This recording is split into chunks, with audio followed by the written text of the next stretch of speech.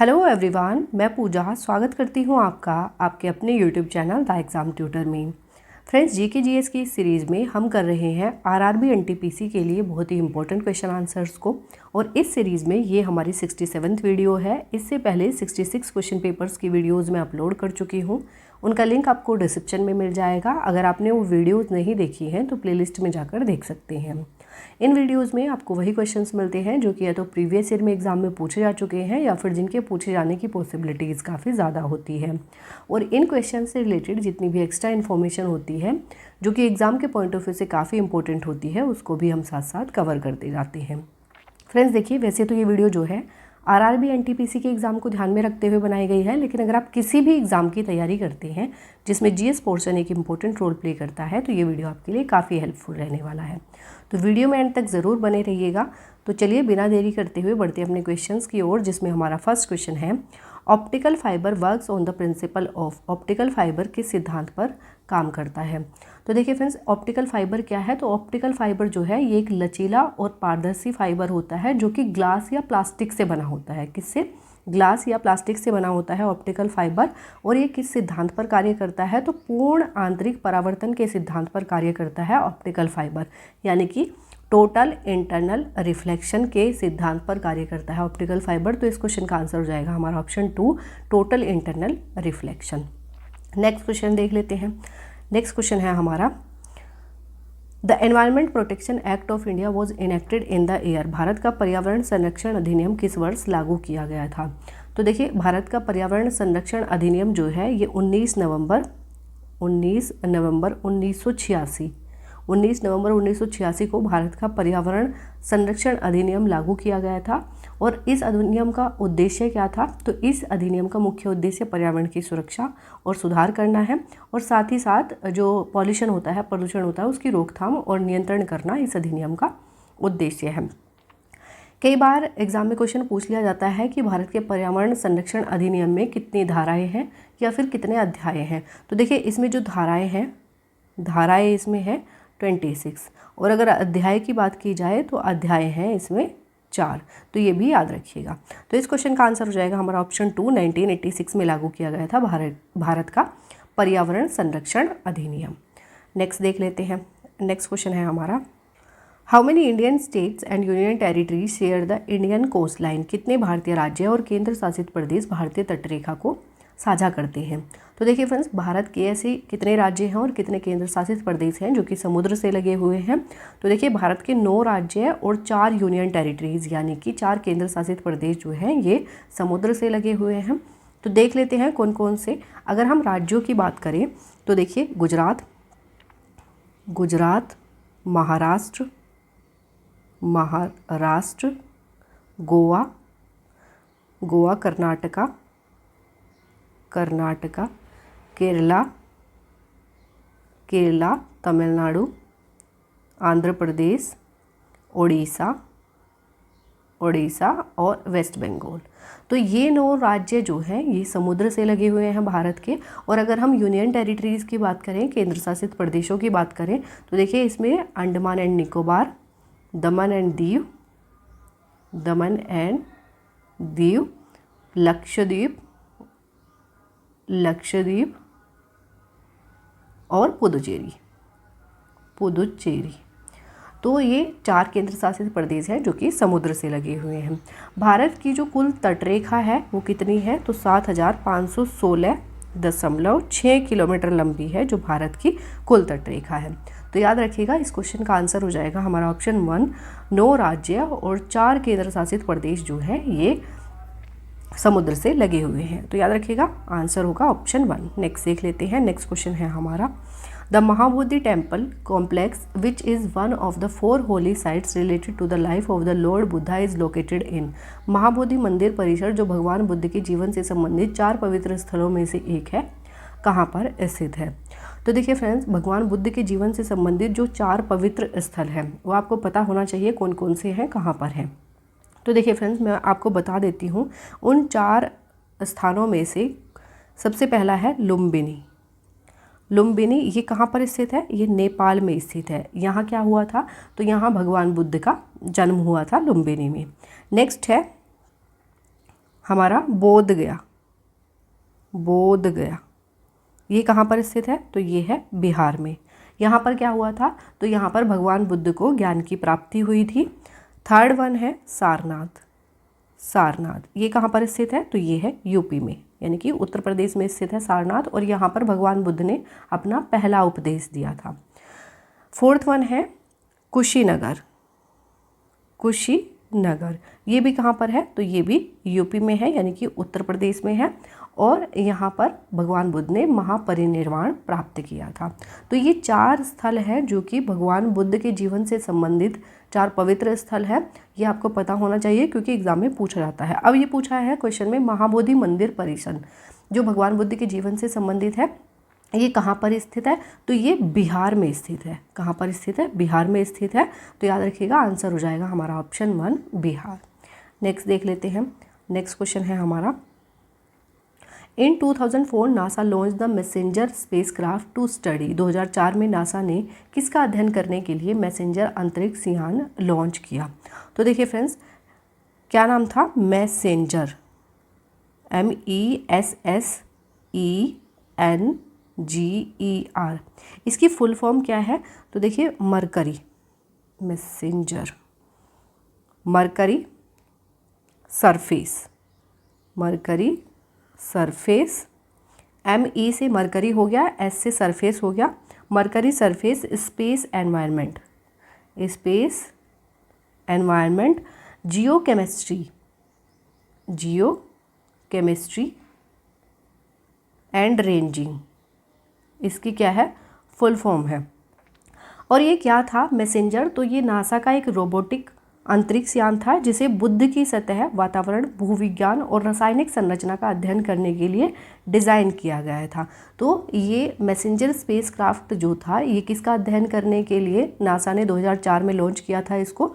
तो आंसर हो जाएगा मरकरी, यानी कि बुध को। बुध जो है, बुध जो ग्रह है, ये महात्मा बुद्ध की बात नहीं हो रही है, बुध ग्रह की बात हो रही है। तो बुध का अध्ययन करने के लिए जो है मैसेंजर लॉन्च किया गया था 2004 में। आंसर हो जाएगा ऑप्शन 4। नेक्स्ट देख लेते हैं। नेक्स्ट क्वेश्चन है हमारा, Mount Saint Helens is an active stratovolcano located in. Mount Saint Helens एक सक्रिय स्ट्रेटोवोल्केनो है जो कि कहाँ पर स्थित है? तो माउंट सेंट हेलेंस एक सक्रिय यानी कि एक्टिव स्ट्रेटोवोल्केनो है, और ये कहाँ पर स्थित है? तो ये वॉशिंगटन DC यानी कि USA में स्थित है, यूनाइटेड स्टेट्स ऑफ अमेरिका में स्थित है। जो माउंट सेंट हेलेंस है ये एक एक्टिव स्ट्रेटोवोल्केनो है। आंसर हो जाएगा ऑप्शन 3। नेक्स्ट देख लेते हैं। नेक्स्ट क्वेश्चन है हमारा, which schedule of the constitution of India list the states and union territories of India. भारतीय संविधान की किस अनुसूची में भारत के राज्यों और केंद्र शासित प्रदेशों की सूची दी गई है? तो भारतीय संविधान की कौन सी अनुसूची में भारत के राज्यों और केंद्र शासित प्रदेशों से संबंधित सूचियां दी गई है? तो ये है पहली अनुसूची। पहली अनुसूची में जो है भारत के राज्यों और केंद्र शासित प्रदेशों की सूचियां दी गई है। तो आंसर हो जाएगा हमारा ऑप्शन 1 फर्स्ट शेड्यूल। नेक्स्ट देख लेते हैं। नेक्स्ट क्वेश्चन है हमारा, which of the following is not a form of monosaccharide sugar. निम्नलिखित में से कौन मोनोसैकेराइड शर्करा का रूप नहीं है? तो मोनोसैकेराइड शुगर्स क्या होते हैं? तो देखिए ये सिंपलेस्ट फॉर्म होते हैं कार्बोहाइड्रेट्स के। कार्बोहाइड्रेट्स के जो सिंपलेस्ट फॉर्म होते हैं उन्हें कहा जाता है मोनोसैकेराइड्स, और इन्हें फर्दर डिवाइड नहीं किया जा सकता है। तो देखिए मोनोसैकेराइड्स कौन कौन सी होती है? तो गैलेक्टोज, ग्लूकोज और फ्रक्टोज जो है ये मोनोसैकेराइड का रूप है। माल्टोज, माल्टोज ये मोनोसैकेराइड नहीं है, ये एक डाइसैकेराइड है। क्या है? डाइसैकेराइड है। याद रखिएगा, इस क्वेश्चन का आंसर हो जाएगा हमारा ऑप्शन 4। नेक्स्ट देख लेते हैं। नेक्स्ट क्वेश्चन है हमारा, unit R stands for. Unit R का तात्पर्य क्या है? तो यूनिट आर की फुल फॉर्म पूछी है, तो unit R stands for United Nations Institute for Training and Research. क्या? United Nations Institute for Training Research जो है ये यूनिट आर की फुल फॉर्म है। आंसर हो जाएगा हमारा ऑप्शन 3। नेक्स्ट देख लेते हैं। नेक्स्ट क्वेश्चन है हमारा, how much time does a geostationary satellite take to complete one orbit at the height of 35,790 kilometre. एक भू स्थिर उपग्रह को 35,790 किलोमीटर की ऊंचाई पर एक परिक्रमा पूरी करने में कितना समय लगता है? तो देखिए फ्रेंड्स, एक भू स्थिर उपग्रह को 35,790 किलोमीटर की ऊंचाई पर एक परिक्रमा पूरी करने में समय लगता है 24 आवर्स का, यानी कि एक दिन का समय लगता है एक भू स्थिर उपग्रह को 35,790 किलोमीटर की ऊंचाई पर एक परिक्रमा पूरी करने में। तो आंसर हो जाएगा हमारा ऑप्शन 2 24 आवर्स। नेक्स्ट देख लेते हैं। नेक्स्ट क्वेश्चन है हमारा, in which Indian state is the Nanda Devi peak located. Nanda Devi शिखर किस राज्य में स्थित है? तो नंदा देवी शिखर जो है ये उत्तराखंड में स्थित है। कहाँ पर स्थित है? उत्तराखंड में स्थित है और ये भारत का दूसरा सबसे ऊंचा पर्वत है। इसकी ऊंचाई कितनी है? तो 7,816 मीटर जो है इसकी ऊंचाई है। याद रखिएगा कहाँ पर स्थित है? तो उत्तराखंड में स्थित है। आंसर हो जाएगा ऑप्शन 1। नेक्स्ट देख लेते हैं। नेक्स्ट क्वेश्चन है हमारा, find the similarity among the following. Makar Sankranti, Pongal, Lohri और बैसाखी। निम्नलिखित में से समानता खोजें। मकर संक्रांति, पोंगल, लोहड़ी और बैसाखी। तो ये जो फेस्टिवल्स हैं मकर संक्रांति, पोंगल, लोहड़ी और बैसाखी, इनमें हमें कोई भी समानता बतानी है। तो देखिए फ्रेंड्स, ये जितने भी फेस्टिवल हैं ये क्या है? ये फसल महोत्सव है, फसल उत्सव है, यानी कि इनको फसल की कटाई पर जो है इनको मनाया जाता है। तो ये जो है इनमें सिर्फ यही समानता है कि all are names of harvesting festivals. क्या है ये? हार्वेस्टिंग फेस्टिवल है, मकर संक्रांति, पोंगल, लोहड़ी और बैसाखी। तो इस क्वेश्चन का आंसर हो जाएगा ऑप्शन 2। नेक्स्ट देख लेते हैं। नेक्स्ट क्वेश्चन है हमारा, India's multi application solar telescope MAST was operationalised at the dash solar observatory. भारत के मल्टी एप्लीकेशन सोलर टेलीस्कोप को किस सौर वेधशाला में चालू किया गया था? तो भारत का मल्टी एप्लीकेशन सोलर टेलीस्कोप जो है ये उदयपुर की वेधशाला में इसको चालू किया गया था। आंसर हो जाएगा हमारा ऑप्शन 1। नेक्स्ट देख लेते हैं। Abhinav Bharat society of revolutionaries was organised by. Abhinav Bharat क्रांतिकारियों का समाज किसके द्वारा गठित किया गया था? तो देखिए अभिनव भारत की स्थापना जो है कब हुई थी? अभिनव भारत जो सोसाइटी थी इसकी स्थापना हुई थी 1904 में। और किसके द्वारा की गई थी? तो विनायक दामोदर सावरकर के द्वारा जो है इसकी स्थापना की गई थी। और इनके साथ इनके 2 भाई भी थे, गणेश दामोदर सावरकर और नारायण दामोदर सावरकर। तो इन 3 लोगों ने 1904 में जो है अभिनव भारत सोसाइटी की स्थापना की थी। तो देख लेते हैं अब ऑप्शन 2 जो है इसमें दिया गया है विनायक दामोदर सावरकर। आंसर हो जाएगा हमारा ऑप्शन 2। नेक्स्ट देख लेते हैं। नेक्स्ट क्वेश्चन है हमारा, type of A file in a computer can be identified by the. Computer में किसी फाइल का प्रकार किसके द्वारा पहचाना जा सकता है? तो कंप्यूटर में कोई भी फाइल हो उसे उसके फाइल एक्सटेंशन के द्वारा जो है पहचाना जा सकता है, आइडेंटिफाई किया जा सकता है। तो इस क्वेश्चन का आंसर हो जाएगा हमारा option 4 file extension. Next question है हमारा, the Ajanta cave paintings are a testimony of the golden age of in India. Ajanta गुफा चित्रकला भारत में किसके स्वर्ण युग का प्रमाण है? तो देखिए ये जो अजंता की गुफाएं हैं, अजंता की गुफाएं कहाँ पर स्थित है? तो ये महाराष्ट्र के औरंगाबाद जिले में स्थित है और ये भारत में बौद्ध धर्म के स्वर्ण युग का प्रमाण है। आंसर हो जाएगा हमारा ऑप्शन 1 बुद्धिज्म। नेक्स्ट क्वेश्चन की तरफ बढ़ते हैं। नेक्स्ट क्वेश्चन है हमारा, what does GUI stand for with respect to a computer. Computer के संदर्भ में GUI का क्या अर्थ है? तो कंप्यूटर के संदर्भ में GUI stands for graphical user interface. क्या फुल फॉर्म होती है GUI की? Graphical user interface. तो आंसर हो जाएगा हमारा ऑप्शन 3। नेक्स्ट क्वेश्चन की तरफ बढ़ते हैं। नेक्स्ट क्वेश्चन है हमारा, if a panchayat is dissolve elections are to be held within. यदि पंचायत भंग हो जाती है तो चुनाव निम्नलिखित तिथियों के भीतर कराए जाने हैं। तो देखिए फ्रेंड्स, अगर कोई भी पंचायत भंग हो जाती है तो उसके भंग होने की तिथि से 6 महीने के अंदर जो है दोबारा से चुनाव हो जाने चाहिए।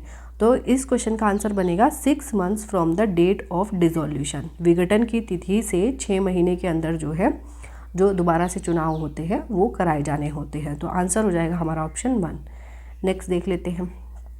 नेक्स्ट क्वेश्चन है हमारा, हु डिस्कवर्ड इलेक्ट्रॉन। इलेक्ट्रॉन की खोज किसने की थी? तो देखिए फ्रेंड्स, ये 3 होते हैं, इलेक्ट्रॉन, प्रोटॉन, न्यूट्रॉन। इनसे क्वेश्चन पूछा जाता है कि इनकी खोज किसने की थी। तो देखिए मैं आपको एक ट्रिक बता रही हूँ। देखिए ये थोड़ी फनी है, ईट पर नाच, इसको आप याद रखिएगा। ईट, ई फॉर इलेक्ट्रॉन, टी से आप याद रखिएगा जे जे थॉम्सन, यानी कि इलेक्ट्रॉन की खोज किसके द्वारा की गई थी? जे थॉमसन की। T फॉर टी, ठीक। पर अब देखिए P फॉर प्रोटॉन और R फॉर रदरफोर्ड, यानी कि प्रोटॉन की खोज किसके द्वारा की गई थी? रदरफोर्ड के द्वारा की गई थी, नाच। N फॉर न्यूट्रॉन और चै से हो जाएगा चैडविक। आप इसको ऐसे भी लिख सकते हैं या फिर ऐसे भी, चै से ही बनता है चैडविक। तो याद रखिएगा, ये इलेक्ट्रॉन की खोज की थी जे थॉमसन ने, प्रोटॉन की खोज की थी रदरफोर्ड ने, न्यूट्रॉन की खोज चैडविक ने। तो इस क्वेश्चन का आंसर देखिए, अब इलेक्ट्रॉन की खोज किसके द्वारा की गई थी? तो ऑप्शन में दिया है 2, जे थॉमसन। आंसर हो जाएगा ऑप्शन 2। नेक्स्ट क्वेश्चन की तरफ बढ़ते हैं। नेक्स्ट क्वेश्चन है हमारा, which of the following is a device design to protect electrical devices from voltage spikes. निम्नलिखित में से कौन सा उपकरण विद्युत उपकरणों को वोल्टेज स्पाइक्स से बचाने के लिए डिज़ाइन किया गया है? तो ऐसा कौन सा उपकरण है जो विद्युत उपकरणों को वोल्टेज स्पाइक से बचाता है? तो ये है सर्ज प्रोटेक्टर। सर्ज प्रोटेक्टर जो है, इसको विद्युत उपकरणों को वोल्टेज स्पाइक से बचाने के लिए डिज़ाइन किया गया है। तो आंसर हो जाएगा हमारा ऑप्शन 2, सर्ज प्रोटेक्टर। नेक्स्ट देख लेते हैं। नेक्स्ट क्वेश्चन है हमारा, which of the following is the mascot of Indian railways. निम्नलिखित में से कौन भारतीय रेलवे का शुभंकर है? तो भारतीय रेलवे का शुभंकर देखिए एक एलिफेंट है जिसका नाम क्या है? भोलू। नाम क्या है? भोलू है। तो आंसर हो जाएगा हमारा option 4, Bholu the elephant. Option 4 will be the right answer. Next देख लेते हैं। नेक्स्ट क्वेश्चन है हमारा, which of the following is the first country to become carbon negative. निम्नलिखित में से कौन सा कार्बन नेगेटिव बनने वाला पहला देश है? तो कार्बन नेगेटिव बनने वाला पहला देश है भूटान। कौन सा है? भूटान जो है ये पहला कार्बन नेगेटिव देश बन गया है। तो आंसर हो जाएगा हमारा ऑप्शन 3, भूटान। नेक्स्ट देख लेते हैं। नेक्स्ट क्वेश्चन है हमारा, which of the following layers of the atmosphere makes radio communication possible. वायुमंडल की निम्नलिखित में से कौन सी परत रेडियो संचार को संभव बनाती है? तो देखिए फ्रेंड्स, वायुमंडल की ऐसी कौन सी परत है जो रेडियो संचार को संभव बनाती है? तो ये है आयनोस्फीयर। आयनोस्फीयर जो है ये रेडियो संचार को पॉसिबल बनाती है। अब देखिए क्वेश्चन पूछा जाता है एग्जाम में कि वायुमंडल की कौन सी परत में जो पर्यावरणीय एक्टिविटीज़ होती हैं, वायुमंडलीय एक्टिविटीज़ होती हैं, तो वो कौन सी परत में होती है वायुमंडल की? तो आंसर हो जाएगा ट्रोपोस्फियर में। जितनी भी वेदरिंग एक्टिविटीज़ होती हैं वो किस में होती हैं? तो वो ट्रोपोस्फियर में होती है। क्वेश्चन पूछा जाता है कि वायुमंडल की कौन सी परत में ओजोन लेयर पाई जाती है? तो आंसर हो जाएगा स्ट्रेटोस्फियर में। स्ट्रेटोस्फियर में जो है ये हमारी ओजोन लेयर पाई जाती है। रेडियो संचार के लिए आंसर हो जाएगा हमारा आयनोस्फियर, ऑप्शन 3। नेक्स्ट देख लेते हैं।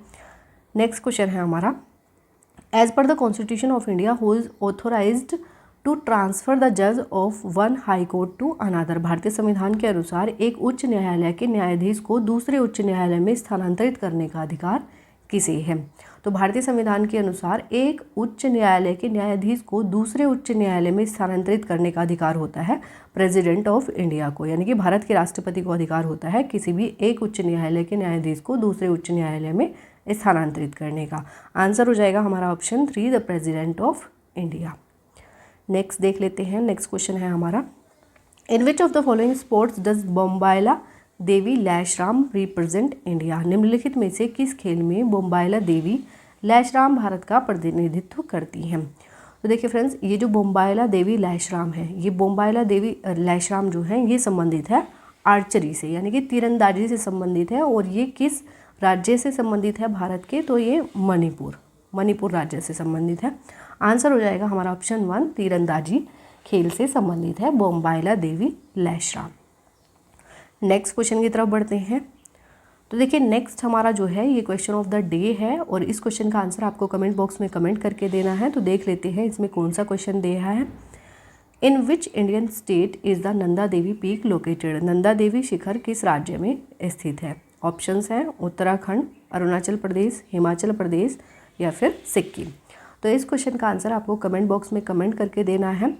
और आप मुझे कमेंट बॉक्स में कमेंट करके ये भी ज़रूर बताइएगा कि इन 25 क्वेश्चंस में से आपके कितने क्वेश्चन सही हुए हैं। मुझे आपके कमेंट्स का इंतज़ार रहेगा। तो अब हम इस वीडियो को यहीं पर सम अप करते हैं। आई होप ये वीडियो आपको पसंद आई होगी और ये वीडियो आपको अच्छी लगती है हेल्पफुल लगती है तो वीडियो को लाइक और चैनल को सब्सक्राइब जरूर कर दीजिएगा। मिलेंगे नेक्स्ट वीडियो में नए क्वेश्चंस के साथ। तब तक के लिए wish you all the best, take care and thank you.